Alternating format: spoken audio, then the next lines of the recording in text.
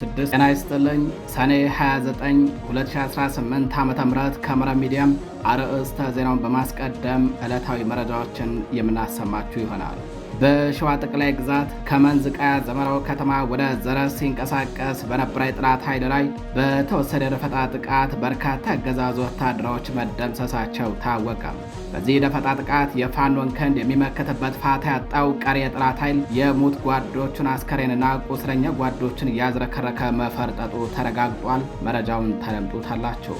በሌላኛው መረጃችን አገዛዝ ስርዓቱን ተጠግተው በህዝብ ደምና እንባ ሀብት ንብረት ካካበቱ ባለሀብቶች መካከል አንዱ የሆነውና የወለጋ አማራዎችን በማፈናቀል መሬታቸውን ሲወርስ የነበረው አቶ ጌታቸው መንግስቴ የተባለ ግለሰብ በአይሻ ሰይድ እዝ ሰርጂካል ኦፕሬሽን ምድብተኛ አርበኞች የማያዳግም እርምጃ ተወሰደበትም። ባለሀብቱ ያገዛዙ ቀኝ እጅ በመሆን ለአገዛዙ ወታደሮች ሬሽንና ሌሎች ሎጂስቲኮችን በማሟላት ህዝብ እንዲጨፈጨፍ ከማድረጉም ባሻገር የራሱን ታጣቂዎች በማሰማራት የአማራ ተወላጆችን ከቤት ንብረታቸው እንዲፈናቀሉ በማድረግ አካባቢውን በኢንቨስትመንት ስም ሲረከብ የከረመ በህዝብም ባናደም የሰከረ ግለሰብ ነው። ይህ ከሰው ተራ የወጣ ጨካኝና አውሬ ግለሰብ በአማራ ተወላጆች ላይ የፈጸመውን ግፍና ሌሎች ዝርዝር መረጃዎችን አካተን ይዘናል የምናሰማችሁ ይሆናል። በሌላኛው መረጃችን ለአማራ ህዝብ ህልውና መረጋገጥ ሲሉ በቅርቡ ክቡር መስዋዕትነትን በከፈሉ የጣና ገላውዲዮስ ክፍለ ጦር ዋና ሰብሳቢ በአርበኛ ሙሉቀን አለኸኝ ስምና የነበልባሉ 23ኛ ክፍለ ጦር ዋና ሰብሳቢ በነበረው በአርበኛ ሰለሞን ጋሻው ስም በተደረገ ዘመቻም የጠላት ብልጽግና ጦር ድባቅ ተመቶ መሽመድመዱ ታወቀ። በአለም በር ከተማ ቁስቋም፣ ሙሉ ተራራ፣ አይለብሶ፣ ስንቆ፣ ሁርጭ፣ አባይ መስክ፣ አሳምነው ካምፕ፣ አለም በር፣ አስራት ተራራና መድኃኔ ዓለም እንዲሁም በወረታ ከተማ ዙሪያ ጉበና ሚካኤልና ቋሃራ አቦ በተባሉ አካባቢዎች ላይ በተካሄደው ዘመቻ በርካታ ያገዛዙ ወታደሮች ሲደመሰሱም ጠላት የተማመንባቸው የነበሩ ጠንካራ የተባሉ ምሽጎችም ሰዓታትን ባልፈጀ ተጋድሎ ደርመስመሳቸው መውጣቱ ተረጋግጧል። ተደምጡታላችሁ። የተከበራችሁ አድማጭ ተመልካቾቻችን እነዚህንና ሌሎች የዛሬ ሰኔ 29 2018 ዓ.ም ዕለታዊ የግንባር መረጃዎችንና ሌሎች የሀገር ውስጥ እንዲሁም የውጭ መረጃዎችን አጠናቅረን ይዘን ቀርበናል። አብራችሁን ቆዩ።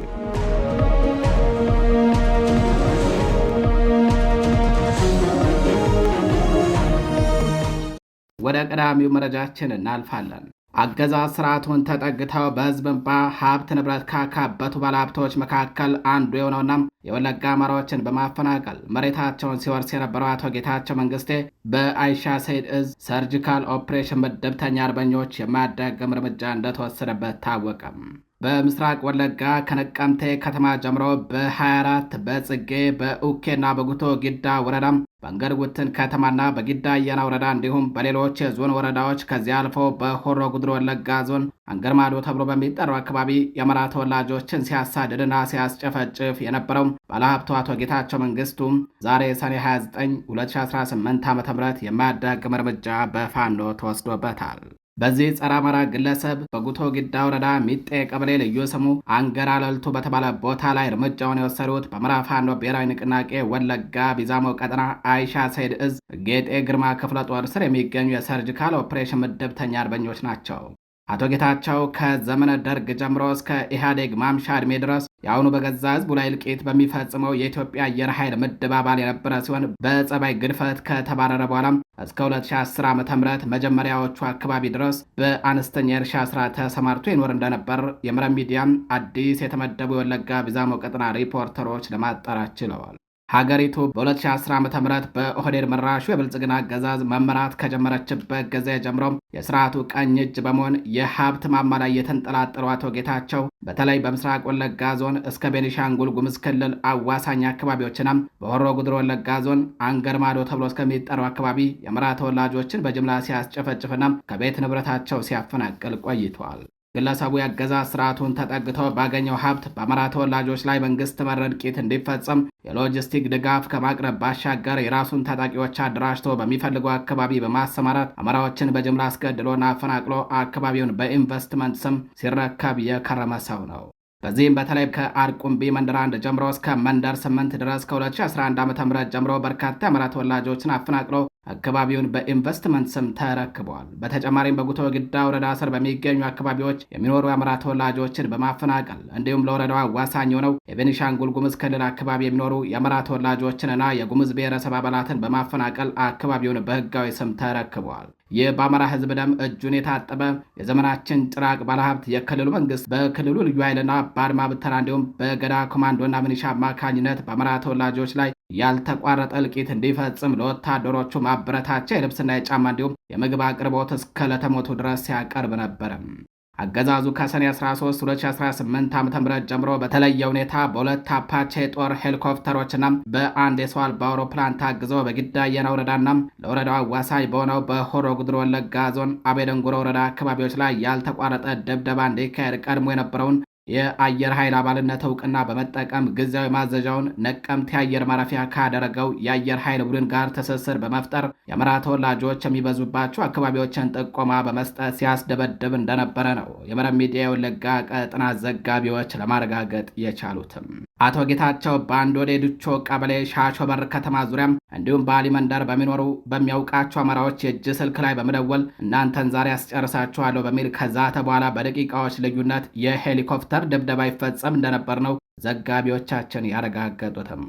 ይህ የአገዛዝ ስርዓቱን ተጠግቶ የአማራ ተወላጆችን ደም በማፍሰስና በማፈናቀል የሀብት ማማ ላይ ተቆናጦ የነበረው አቶ ጌታቸው መንግስቱ ዛሬ ሰኔ 29 2018 ዓ.ም በምስራቅ ወለጋ ዞን ጉቶ ጊዳ ወረዳ ሚጤ ቀበሌ ልዩ ስሙ አንገራለልቱ በተባለ ቦታ ላይ በአማራ ፋኖ ብሔራዊ ንቅናቄ ወለጋ ቢዛሞ ቀጠና ሻ ሰይድ ዕዝ ጌጤ ግርማ ክፍለ ጦር ስር በሚገኙ የሰርጂካል ኦፕሬሽን ምድብተኛ አርበኞች የማያዳግም እርምጃ ተወስዶበት ሕይወቱ አልፏል።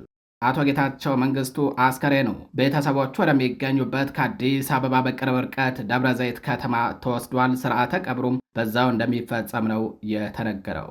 ወደ ሌላኛው መረጃችን እናልፋለን። በሸዋ ጠቅላይ ግዛት ከመንዝ ቀያ ዘምሮ ከተማ ወደ ዘረ ሲንቀሳቀስ በነበረ የጠላት ኃይል ላይ በተወሰደ የደፈጣ ጥቃት በርካታ ያገዛዙ ወታደሮች ተደመሰሱ። በአማራ ፋኖ ብሔራዊ ንቅናቄ ሸዋ ጠቅላይ ግዛት አሳምነው ዕዝ አጼ አምደ ጽዮን ኮር ስር የሚንቀሳቀሱ የአጼ ምኒልክ ክፍለ ጦር አርበኞች በቅርቡ የሪፎርም ስራ ካከናወኑ በኋላ በአገዛዙ ኃይሎች ላይ የተሳካ የደፈጣ ጥቃት መፈጸማቸውን አስታውቀዋል። ሰኔ 29 2018 ዓ.ም ከመንዝ ቀያ ክላስተር ዘመሮ ከተማ በመነሳት ወደ ዘረ ሲንቀሳቀስ በነበረም የብልጽግና መከላከያ ሰራዊት ላይ የአጼ ምኒልክ ክፍለ ጦር ሁለተኛ ሬጅመንት አባላት አስደናቂ ድል አስመዝግበውበታል። በዚህ የደፈጣ ጥቃት የጠላት ኃይል ክፉኛ መጎዳቱ ተረጋግጧል። የደፈጣ ጥቃቱን ተከትሎ ለተወሰነ ሰዓት የጨበጣ ውጊያ የተካሄደ ሲሆን በዚህም የጠላት ኃይል ሙትና ቁስለኛውን አዝረክርኮ የሸሸበትና በርካታ ቁሳቁሶቹ በፋኖ ቁጥጥር ስር የዋሉበት ድል ተመዝግበዋል።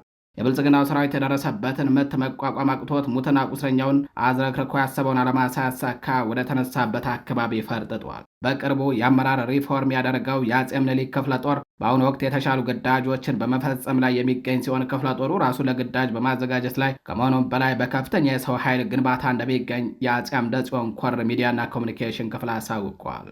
መረጃዎቻችን ቀጥለዋል። ለአማራ ሕዝብ ህልውና መረጋገጥ ሲሉ በቅርቡ ክቡር መስዋዕትነትን በከፈሉት የጣና ገላውዲዮስ ክፍለ ጦር ዋና ሰብሳቢ በነበረው በአርበኛ ሙልቀን አለኝ ስምና የነበልባሉ 23ኛ ክፍለ ጦር ዋና ሰብሳቢ በነበረው በአርበኛ ሰለሞን ጋሻው ስም በተደረገ ዘመቻ የጠላት ብልጽግና ጦር ድባቅ ተመትቶ መሽመድመዱ ታወቀም። በአማራ ፋኖ ብሔራዊ ንቅናቄ በላይ ዘለቀ ዕዝ ሜጀር ጀነራል ውባንታ ባተ ኮር የኮሩ ተወርዋሪ ክፍለ ጦር አርበኞችና የነበልባል 23ኛ ክፍለ ጦር አርበኞች በክቡር ሰማዕቶቹ አርበኛ ሙልቀን አለኝና በአርበኛ ሰለሞን ጋሻው ስም ዘመቻ በማወጅ በአለምበር ከተማና በወረታ ከተማ ዙሪያ ባደረጉት ተጋድሎ የጠላትን አከርካሪ ሰብረው አንጸባራቂ ድል ተቀዳጁም።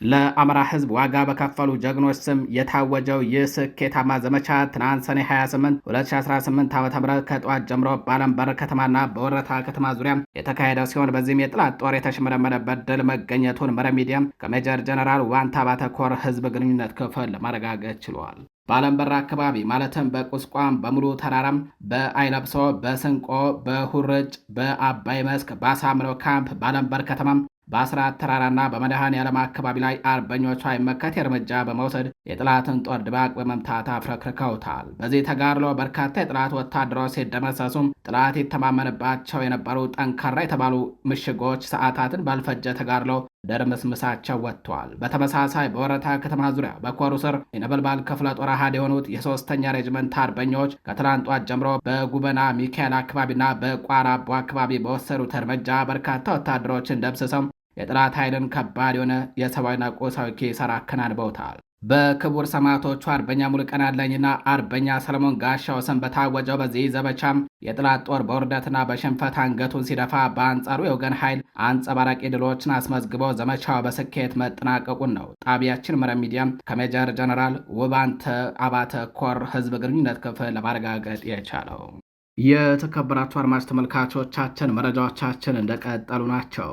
የአማራ ፋኖን ህዝባዊነትና ወታደራዊ ሳይንስን በተግባር እያዋሃደ የሚገኘው የአሳምነው እዝ በራስ አበበ አረጋይ ክፍለ ጦር ሲሰጥ የነበረውን የተሃድሶና የአቅም ግንባታ መርሃ ግብርን በአሸናፊነት ማጠናቀቁን አስታወቀም። ታሪካዊውን የጀግናውን ራስ አበበ አረጋይን ስም የተላበሰው ይህ የሰራዊት ክፍል ለተከታታይ ቀናት በሰጠው ፖለቲካዊና ወታደራዊ ሳይንስ ስልጠናም ወደ ላቀ ምዕራፍ በመሸጋገር ትግሉን ለማፋጠን በከፍተኛ ሞራልና በጽኑ ቃል ኪዳን መዘጋጀቱን ገልጿል። የአማራ ፋኖ የህልውና ትግሉን ለማሸነፍ በየግንባሩ እያካሄደ ያለውን የሰራዊት ግንባታና የተሃድሶ መርሃ ግብሮች ከውጊያው ጎን ለጎን አጠናክሮ ቀጥሏል። በአማራ ፋኖ ብሔራዊ ንቅናቄ ሸዋ ጠቅላይ ግዛት አሳምነው እዝ በአፄ አምደ ጽዮን ኮር ስር የሚገኘው ራስ አበበ አረጋይ ክፍለ ጦር በከፍተኛ የሞራል ስንቅና በወታደራዊ ሳይንስ ለመገንባት የተሳካ የተሃድሶ መርሃ ግብር ሂደት ማከናወኑን አስታውቋል። ለተከታታይ 5 ቀናት ሲካሄድ የቆየው ይህ የተሃድሶ መርሃ ግብር በወታደራዊ ግዳጅ ላይ የሚገኙ አመራሮችና አባላትን የፖለቲካ ግንዛቤ በማሳደግ ህዝባዊነትን የተላበሰና የተደራጀ ዘመናዊ የፋኖ ሰራዊት ለመገንባት ያለመ ነው። በስልጠናው ወቅት የአማራ ፋኖ ብሔራዊ ንቅናቄ ዘመቻ መምሪያ ኃላፊ ፊት አውራሪ ባዩ አለባቸውና ሌሎች የእዙ ከፍተኛ አመራሮች ተገኝተው ስለ ትግሉ ወቅታዊ ሁኔታ፣ ስለ ማህበረሰቡ አያያዝና ስለ ውስጣዊ አንድነት ጥልቅ ውይይቶችን አድርገዋል። ክፍለ ጦር የተሰየመበት የጀግናው ራስ አበበ አረጋይ ስም ለሰራዊቱ ትልቅ የስነ ልቦና መነቃቃት ነው። ሰራዊቱ ከትንሽ የሰው ኃይልና ትጥቅ በመነሳት በከፍተኛ ፍጥነት ግዙፍ ደረጃ ላይ ደረሰ የአርበኛውን የጽናት ፈለግ በመላበሱ እንደሆነ በመድረኩ ተወስቷል። ፋሽስት ጣሊያንን በሸዋ ጠቅላይ ግዛት የገጠሙት ራስ አበበ አረጋይ ዛሬም ለክፍለ ጦሩ አባላት ታላቅ የጽናት ምንጭ ሆነው ቀጥለዋል። የሰራዊቱን ሞራል ይበልጥ ከፍ ለማድረግ የአፄ ዘርዓ ያዕቆብ ኮር የናዳው ክፍለ ጦር የባህል ቡድን በአካል በመገኘት የአማራ ማንነትንና ታሪክ የሚገልጹ ጭውውቶችንና ክዋኔዎችን አቅርበዋል። ይህ የባህል ስንቅ ለሰራዊቱ ታላቅ የሞራል ጉልበት ሰጥቷል። የስልጠናው ተሳታፊዎች በሰጡት አስተያየት በመድረኩ ቀደም ሲል የነበረው ብዥታዎችን እንዳጠራላቸውና ትግሉ ከተናጠል ወደ ህብረት የተሸጋገረበት መሆኑን በመግለጽ ለማንኛውም መስዋዕትነት ዝግጁ መሆናቸውን በቁርጠኝነት ገልጸዋል። የራስ አበበ አረጋይ ክፍለ ጦር አባላት ትናንት በታሪክ እንደተነገረው ሁሉም ዛሬም የጀግናውን ስም በተግባርና በጦር ሜዳ ጀብዶዎች እንደሚያስጠሩት ቃል ገብተዋል። በተያያዘ ዜናም በወሎ ቤት አምራ ምዕራብ ግንባር የጠላትን አከርካሪ በመስበር የሚታወቀው በምኒልክ 105ኛ ኮር 45ኛ መብረቅ ክፍለ ጦር ለተከታታይ 10 ቀናት ሲያካሄድ የቆየውን ጥልቅ የተሃድሶ ስልጠና እንዲሁም የአቅም ግንባታ ስልጠናን በአሸናፊነት አጠናቋል። በጠላት ላይ መብረቃዊ ጥቃት ለመፈጸም ዝግጁ ነን ያለው ክፍለ ጦሩ በስልጠናው ያካበተውን ወታደራዊና ፖለቲካዊ ብቃት በመጠቀም ለቀጣይ ነጻነት ግዳጆች ሙሉ በሙሉ መዘጋጀቱን በምረቃ መርሃ ግብሩ ላይ ተገልጿል። በወሎ ቤት አምራ ምዕራብ ግንባር ወግድ ወረዳ ውስጥ የሚንቀሳቀሰው 45ኛ መብረቅ ክፍለ ጦር ከወግድ ባሻገር ወደ አጎራባች ወረዳዎችና ወንዝ ተሻግሮ ጎራ ዞሮ ጭምር ወደ ደራ እንዲሁም መርጦ ለማርያም በመጓዝ ከወገን ኃይል ጋር እየተቀናጀ የጠላትን አከርካሪ የሚሰብር ሰራዊት ያለበት ግዙፍ ክፍለ ጦር ነው። የክፍለ ጦሩ ሰራዊት ከእስካሁኑ በበለጠ ሁኔታ ተጠናክሮ ለጠላት እጅጉን አስፈሪ ሆነው የማድረግ አቅሙ ይጨምር ዘንድ የተሃድሶ ፕሮግራምና የአቅም ግንባታ ስልጠና አስፈላጊ መሆኑ ታምኖበት ለ10 ተከታታይ ቀናት ሰራዊቱ በጥልቅ ተሃድሶና በስልጠና ላይ ቆይቷል። በዛሬው ዕለትም የመርሃ ግብሩ ማጠናቀቂያ የሆነው የምረቃ ፕሮግራም ተካሂዷል። በዚህ ፕሮግራም ላይ የአማራ ፋኖ ብሔራዊ ንቅናቄ ወሎ ቤት አምራ ምኒልክ ዕዝ ምክትል ወታደር አዛዥ ሻለቃ ሀብታሙ ደምሴና የ105ኛ ኮር እንዲሁም የ45ኛ ክፍለ ጦር አመራሮች የተገኙ ሲሆን ሻለቃ ሀብታሙ ደምሴ በፕሮግራሙ ላይ ባደረገው ንግግር መብረቅ በጠላት ላይ መብረቃዊ ጥቃት ለመፈጸም ያስችላት ዘንድ የሰለጠነና የበቃ ሰራዊት ገንብታለች። መብረቅ እናት ክፍለ ጦር እንደመሆኗ መጠን የድርጅቱን መመሪያ በጠበቀ መልኩ ማንኛውንም የሚሰጣት ግዳጅን ለመፈጸም በዝግጅት ላይ ናት ሲል ተደምጧል።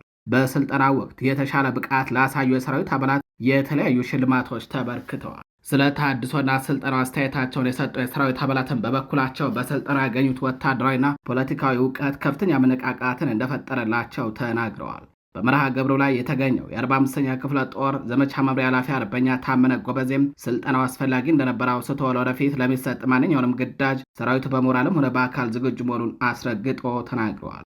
በተያያዘ በዚያው በወሎ ቤት አማራ ምኒልክ ዕዝ አንድ መመሪያ አውጥቷል። መመሪያውን እንደወረደ የምናቀርበው ይሆናል። በአማራ ፋኖ ብሔራዊ ንቅናቄ ምኒልክ ዕዝ አስቸኳይ የሚዲያና የዲጂታል ስነ ምግባር መመሪያ ይላል ርዕሱም።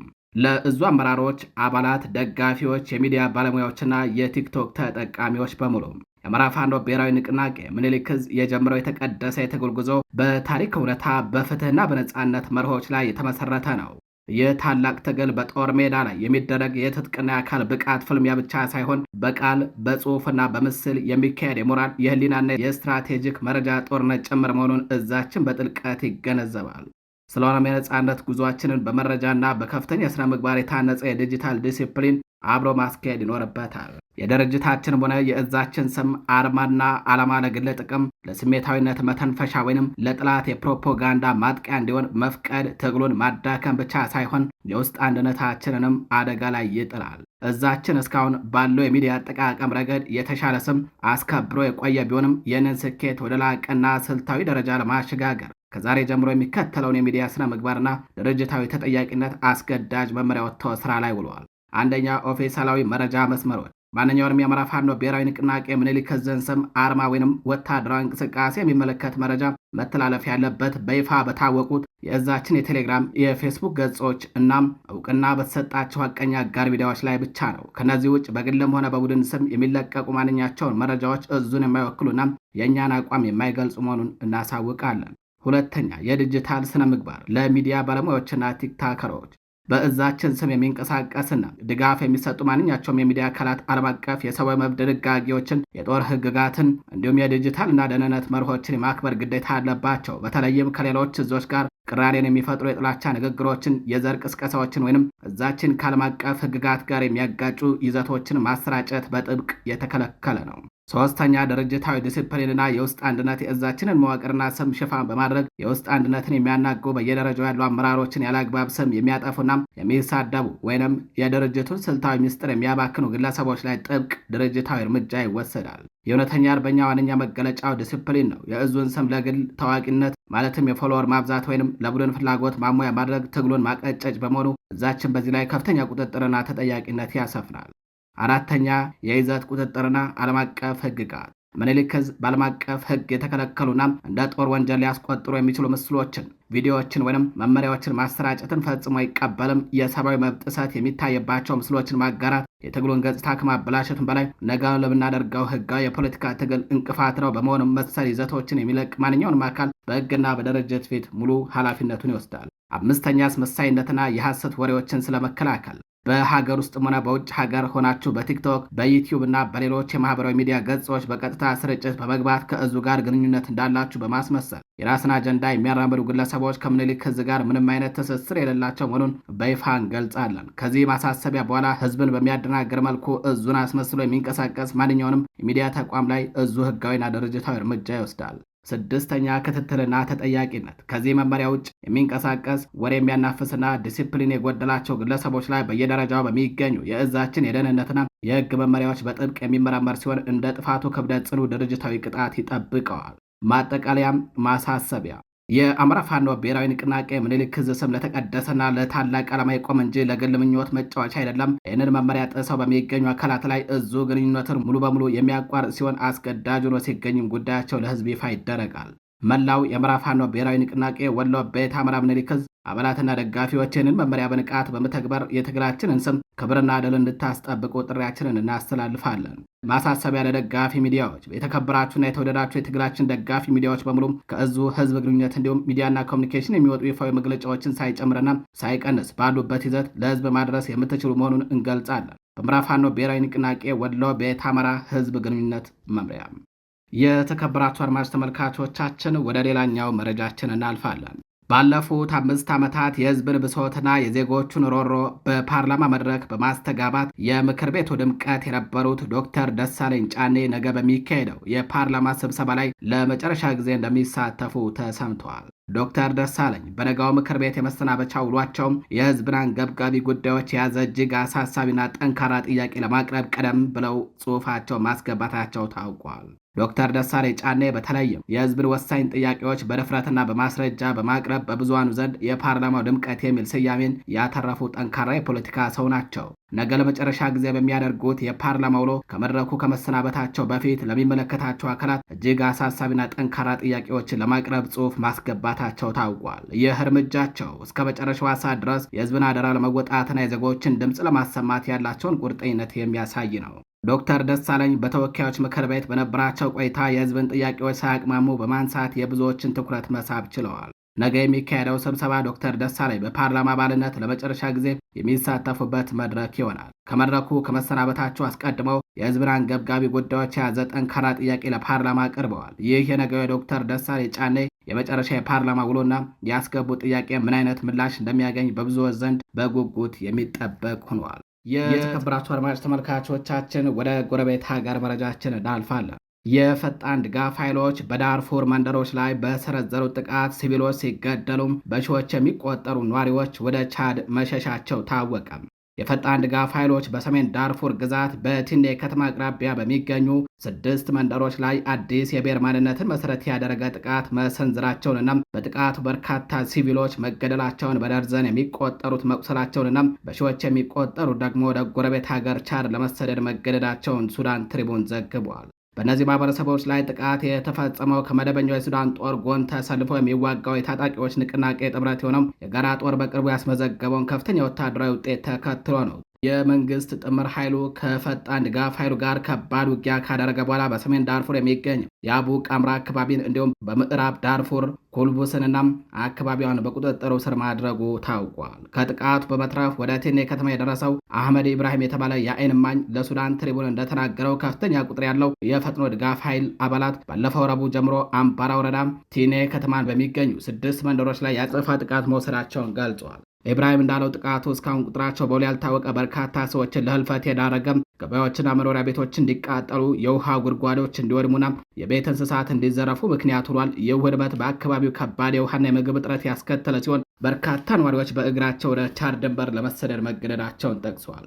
እንደማኙ ገለጻ ጥቃት የተሰነዘረባቸው መንደሮች ቁርቡራም፣ ኦርዋም፣ መራሂቅ፣ ኩርቢያም፣ አቡ ሌይሃና አና ባጂ ናቸው። እነዚህ አካባቢዎች በአብዛኛው የዛገዋ ብሔረሰብ አባላት የሚኖርባቸው ናቸው ተብለዋል። በ2016 ዓ.ም ፈጥኖ ድራሽ ኃይሉ በኩቱም በአምባራና በካርኖ ወረዳዎች ውስጥ ከ20 በላይ መንደሮችን ያቃጠለ ሲሆን ብሔር ላይ ያነጣጠሩ ግድያዎችንና በደርዘን የሚቆጠሩ ሰዎችን እስራትን ጨምሮ ከባድ ጥሰቶችን ፈጽሟል። ፈጥኖ ድራሽ ኃይሉ የእነዚህ አካባቢዎች ነዋሪዎችን ለመንግስት ጦር አጋር ለሆነው የጋራ ጦር ድጋፍ ታደርጋላችሁ በሚል እንደሚከሳቸው ይታወቃል። የተከበራችሁ አድማጭ ተመልካቾቻችን ለዛሬ ሰኔ 29 2018 ዓ.ም ይዘናቸው የነበሩት ዕለታዊ የግንባር መረጃዎቻችን እንዲሁም ሌሎች የሀገር ውስጥና የውጭ መረጃዎቻችን እነዚህ ይመስላሉ። በሌሎች አዳዲስ መረጃዎች እስከምንገናኝ ቸር ቆዩ።